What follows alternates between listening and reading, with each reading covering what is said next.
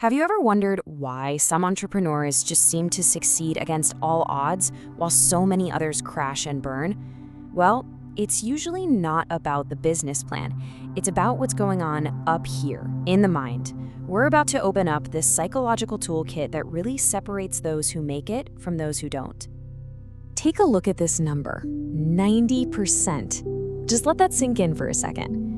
It's a huge, kind of intimidating figure that looms over the entire world of startups. But what does it actually mean? Yep, that's it. 90% is the failure rate for new entrepreneurs. It's a brutal, brutal reality. It just goes to show how incredibly tough this path really is. The odds are seriously stacked against you from the moment you start. So, this brings us to the big question, right? When a venture fails, is it just because the idea was bad? Or is there something deeper going on? Is the real fight in the marketplace, or is it in your own head? I like to think of this crazy high failure rate as a kind of great filter. You know, it's this series of brutal tests that just weeds people out one by one. And this filter, it isn't just about losing money. Oh no, its impact is much, much deeper than that. See, the real cost of failure, it goes way beyond the bank account. Of course, there is the financial loss, but then there's the social breakdown. You lose connections, support systems.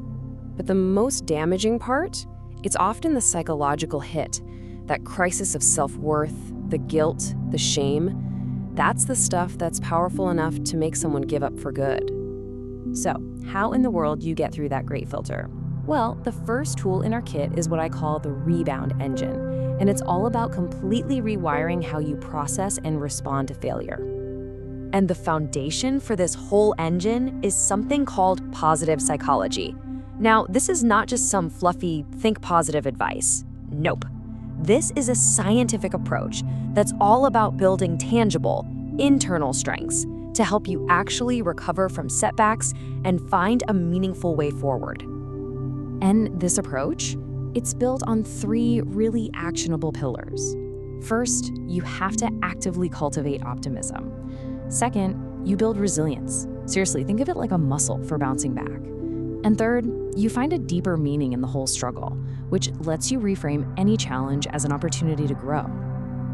And this right here, this is the absolute game changer. Failure is no longer some final verdict on who you are or what you can do. It's tuition. It's a data set, a lesson. It's just a necessary stepping stone on the path to finally getting it right. Okay, let's move on to our second tool. So you've learned to handle failure. Awesome. Now you need to get resources, money, talent, partners. And for that, you've got to master the psychology of the deal with the persuasion compass. You know, it's fascinating. Research from the Institute of Labor Economics shows that entrepreneurs negotiate in a totally different way. They use way more arguments, they're not afraid to show emotion, and they'll accept a much bigger variance in the outcome. A non-entrepreneur might just focus on getting any deal done, but a real entrepreneur, they're laser focused on getting the top deal. In fact, that same study found that they're much more willing to walk away from a good deal if it's not a great one. They would literally rather risk getting nothing at all in their pursuit of the absolute best terms possible. But this isn't just about ego or being a tough guy. It is a calculated survival strategy. I mean, think about it. In the high-stakes world of startups, where every penny counts, a series of mediocre deals can kill you just as fast as no deals at all. Getting the best terms isn't a luxury, it's a necessity.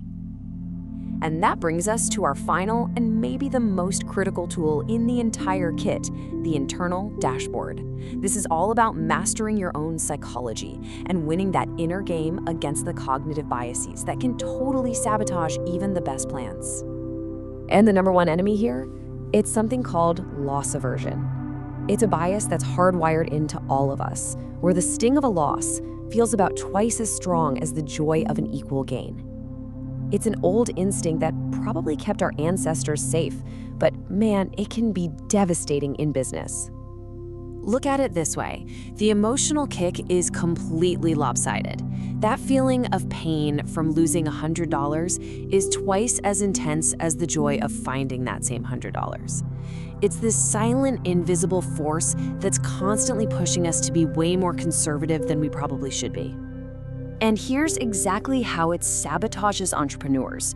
It makes them way too conservative, so they avoid the smart, calculated risks they need to take. It causes them to panic sell when the market dips, the worst possible time, and kind of ironically, it makes them hold on to a failing project for way too long just to avoid that psychological pain of admitting failure.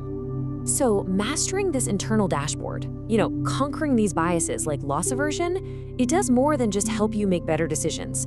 It unlocks your ability to manage the single most valuable, non-renewable resource you have, your time.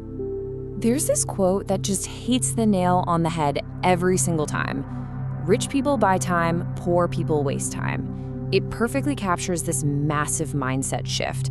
Time isn't just something that passes. It's a currency. You can invest it, spend it, or you can waste it. And you can really see this play out in two completely different mindsets. On one side, you have people trading money to buy back their time. They're outsourcing the small stuff so they can focus on high-impact work. And on the other side, you have people trading their precious time just to save a couple of bucks, or even worse, just wasting it on low-value distractions. At the end of the day, effective time management isn't really about being busy. It's about being ruthless with your priorities. It's about consciously deciding to put every single hour into the tasks that are going to give you the absolute biggest return on your goals. Which really leaves us with one final question to think about. Every single day, you are spending your 24 hours on something. So just take a second and really ask yourself, what are you buying with your time?